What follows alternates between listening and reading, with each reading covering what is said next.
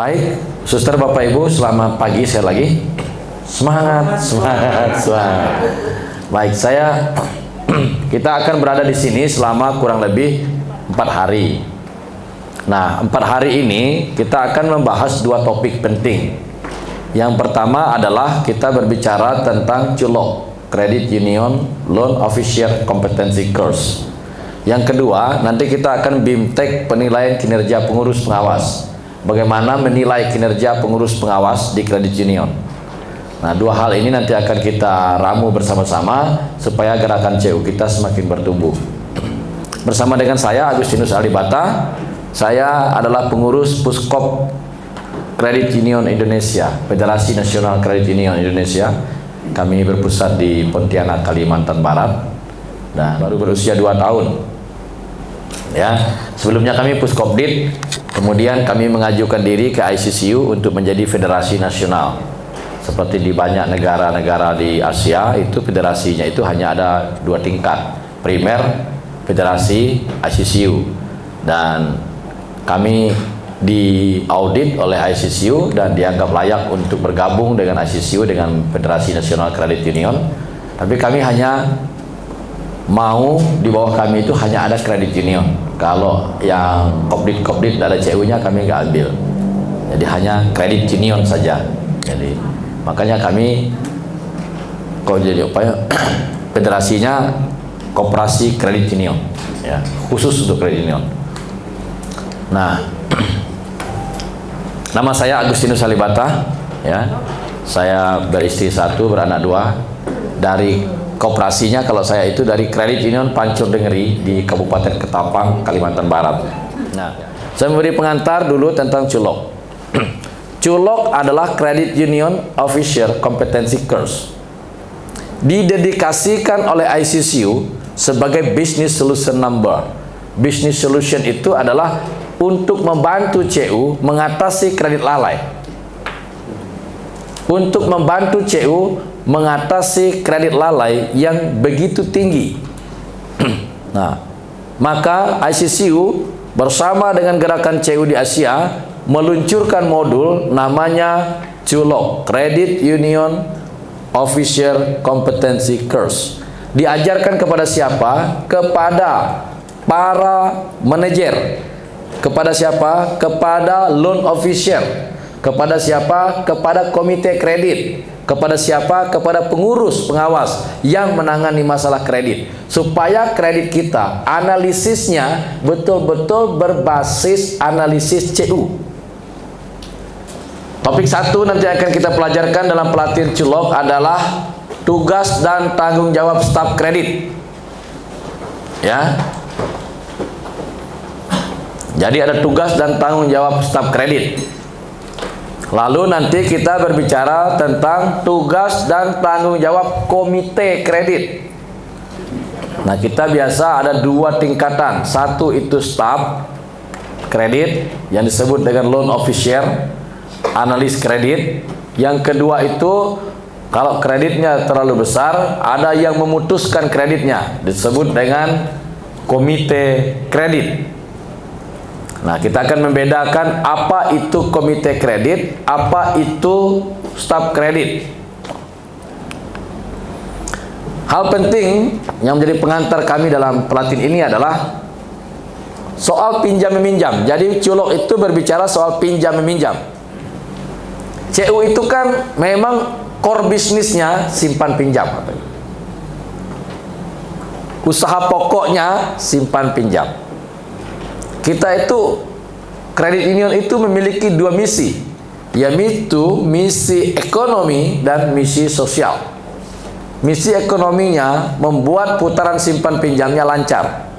Misi sosialnya bagaimana memberdayakan anggota sehingga anggota bisa lebih mandiri dan mampu menciptakan sumber pendapatan baru. Nah, ini adalah fokus dari CU. Urusan kita orang simpan pinjam. Pinjam meminjam adalah 2 hal yang tak terpisahkan dalam CU yang merupakan wilayah rentan terhadap kerugian karena penurunan tingkat ekonomi, salah pengelolaan portfolio, salah penilaian dari staf kredit, dan juga kelemahan dalam aturan kebijakan pinjaman itu sendiri. Jadi CU itu urusan simpan pinjam itu rentan. Salah kebijakannya merugikan kita. Salah analisisnya merugikan kita. Ya, salah keputusan kreditnya merugikan kita. Kita itu siapa? Anggota.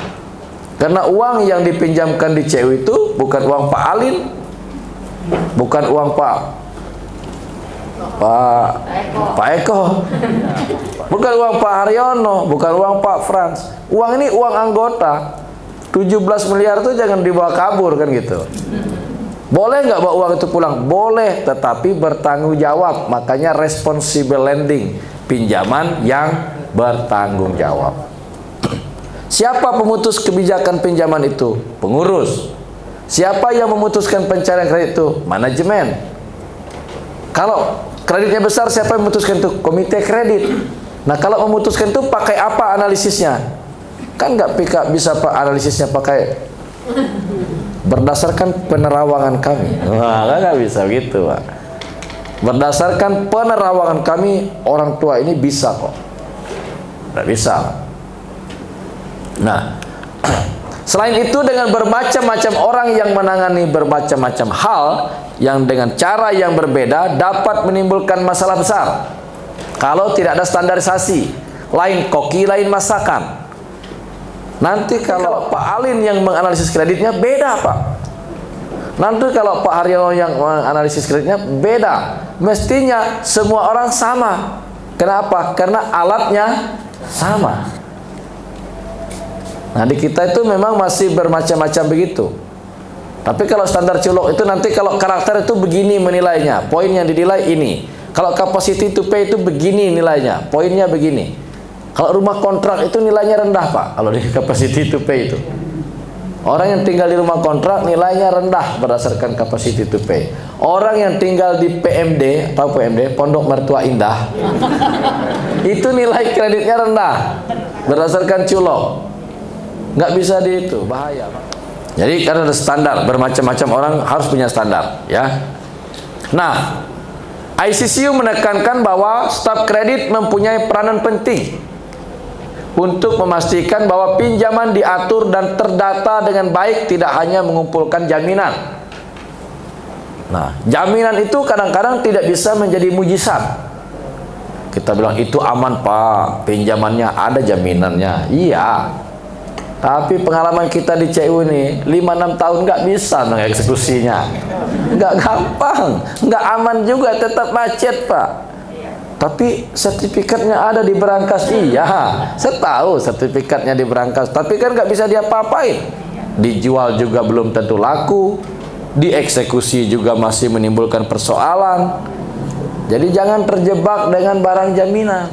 Yang namanya kolateral, barang jaminan itu di kredit union nilainya hanya 5%. Yang paling besar apa? Capacity to pay 70%.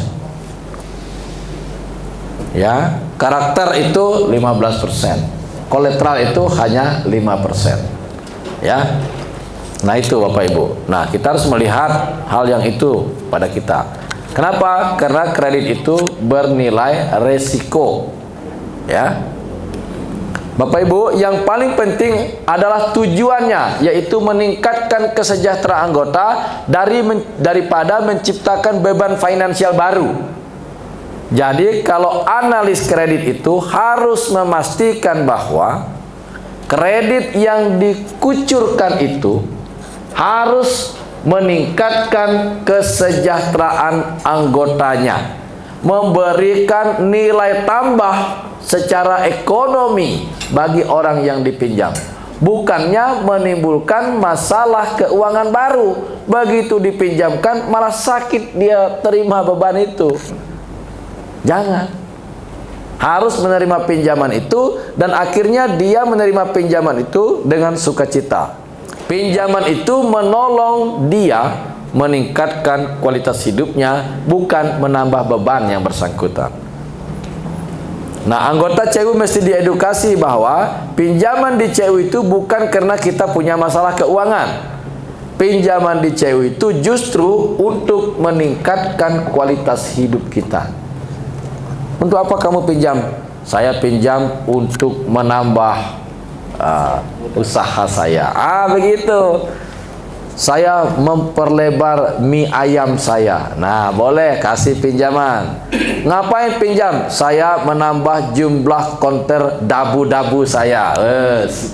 Para anggota yang menerima pinjaman atas dasar peningkatan saham dan tabungan bukan sebagai pinjaman berdasarkan kapasitas adalah hal-hal yang umum terjadi di banyak CU.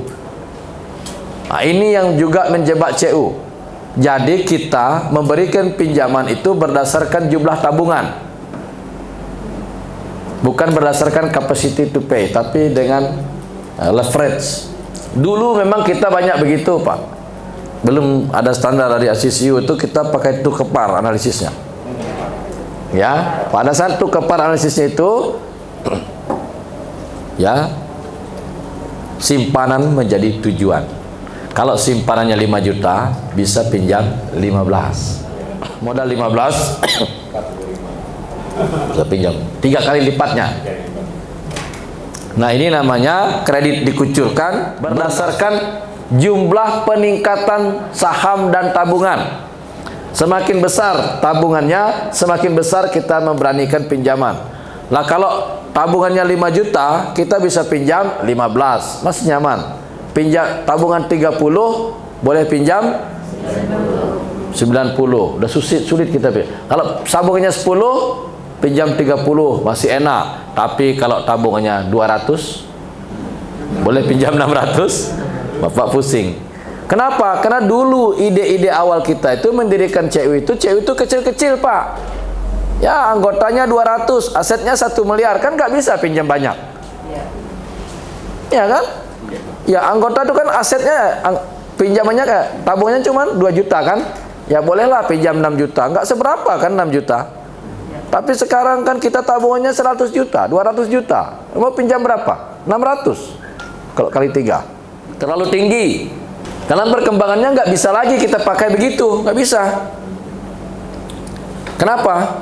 Karena kalau kecil, kalau CU kita anggotanya 100 orang, asetnya 1 miliar. Kan paling duitnya kan 10 juta paling tinggi kan? Paling tinggi pinjaman 30, masih mampu orang bayar. Kalau 30 juta, 15, 10 masih mampu.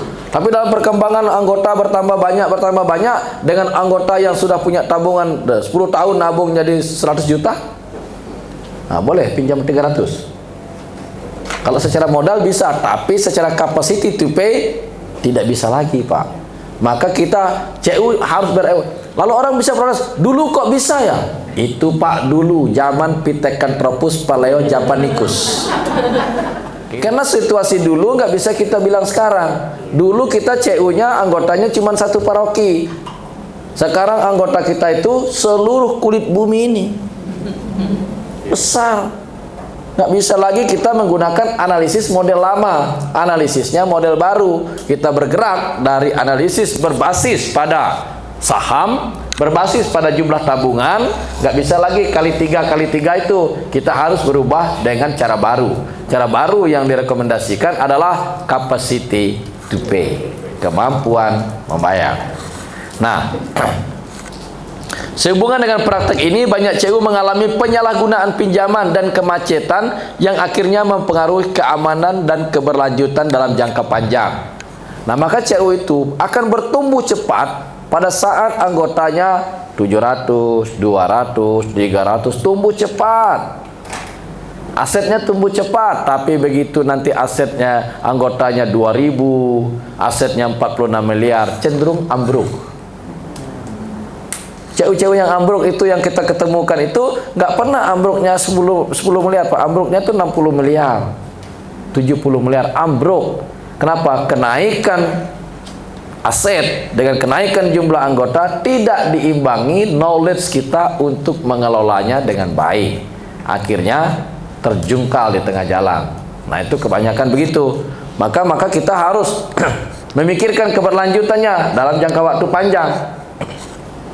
Nah, salah satunya yang kita teropong itu adalah tidak bisa berubah analisis pinjamannya itu, masih pakai model kelipatan-kelipatan itu, sementara sudah nggak bisa dipakai lagi kelipatan-kelipatan itu, ya.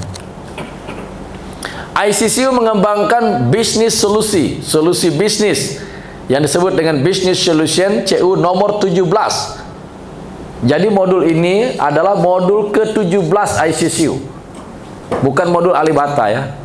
Untuk petugas kredit yang mencoba menjangkau semua hal yang terkait dengan pinjam meminjam. Solusi bisnis menyediakan alat praktis bagi staf kredit untuk menunjukkan tugas dan tanggung jawabnya tanpa kehilangan pegangan akan tujuan awal misi sejati CU itu sendiri. Jadi modul Culok ini didesain tanpa meninggalkan misi CU. Mengapa CU pada awalnya dibentuk? Ya, makanya saya bilang tadi, basisnya bukan bank, basisnya kredit union. Ya. Nah, hasil yang diharapkan dari Bapak Ibu suster setelah ikut pelatihan ini, suster Bapak Ibu diharapkan mampu mendefinisikan tugas dan tanggung jawab staf kredit dan komite kredit. Dan yang belum punya komite kredit, sebenarnya pulang dari tempat ini harus buat komite kredit. Harus buat komite kredit. Itu target kita. Orang-orang yang sudah ikut Culok itu pulang ke CU-nya, membuat staf kreditnya dan memisahkannya dengan komite kredit. Supaya nanti kita akan bedakan apa tugas komite kredit, apa tugas staf kredit. Mendesain tujuan CU dalam hal pinjam meminjam yang lebih bertanggung jawab. Ya, bagaimana merumuskan pinjaman responsible lending di CU. Ya. Yang ketiga, mengembangkan kebijakan pinjaman yang baik untuk CU. Setiap CU harus punya MO kredit. Bukan sunnah, bukan makro, wajib.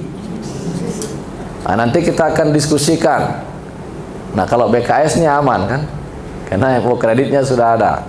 Nah, CU-CU yang datang, kita Bapak Ibu, nanti kita diskusi. Kalau ada bawa mana itu MO kreditnya, kita diskusikan di sini. Jadi Bapak Ibu di sini itu kita tapi kami malu menunjukkan punya kami. Kalau malu nanti kita mati selamanya. Kita itu kan pilihnya cuma satu, Pak, berubah atau mati. Kan? Berubah bukan berubah menurut saya, tapi berubah menurut koridor gerakan CU. Ya. Nanti yang keempat, mendesain proses dan pembukuan pinjaman untuk CU. Ya, bagaimana prosesnya, buat flowchart CU-nya, buat flowchart pinjaman. Nanti yang kelima, suster Bapak Ibu, berkomitmen terhadap aturan tentang pengumpulan, penyimpangan, dan penghapusan pinjaman. Kalau ada penyimpangan bagaimana? Kalau ada penghapusan bagaimana? Nah, usul ICCU itu selalu bahwa pinjaman itu setiap satu kuartal itu kalau pinjaman sudah di atas 12 bulan dan macet itu di charge off. Di charge off. Charge off pakai apa? Pakai duit semuanya itu, nggak ada pakai. Charge off itu bukan penghapusan hutang ya, memindahkan hutang dari neraca ke KLPK, kredit lalai dalam penanganan khusus. Tapi tidak bisa 1 miliar macetnya tak pindahin langsung, nggak bisa, neracanya nggak mau omong. Mindahinnya tombok pakai duit. Duitnya dari mana? Dari DCR P1, dana cadangan resiko. Jadi kalau nggak punya dana cadangan resiko nggak bisa men-charge off. Kenapa? Karena nggak ada duitnya. Nge-charge off itu tidak bisa pakai gusi dan gigi, pakai duit. Ya. Nomor 5, menilai sistem manajemen kredit di CU. Apakah sistem manajemen kredit kita nanti bertanggung jawab atau tidak bertanggung jawab? Dan yang ketujuh, merekomendasikan perubahan-perubahan yang dibutuhkan untuk mengurangi risiko dalam pesanan pinjam meminjam di CU. Ya, nanti merekomendasikan perubahan-perubahan apa? Bapak Ibu setelah ikut Culok nanti kita merekomendasikan kepada CU kita apa perubahan yang akan kita ambil. Ya, saya selalu menegaskan kalau Bapak Ibu pulang training jangan pulang bawa tangan kosong. pulang bawa perubahan. Perubahan MO-nya, perubahan strukturnya, berubah. Makanya orang tuh kan takut undang saya kadang-kadang. Ada banyak cewek dong, jangan undang Pak Alibata. Kenapa? Nanti kita dihajarnya habis, kita berubah katanya. Pulang dia nanti berubah. Kalau Pak Riano ini beda, selalu merelakan dirinya. Ini ubah ya Pak, ubah.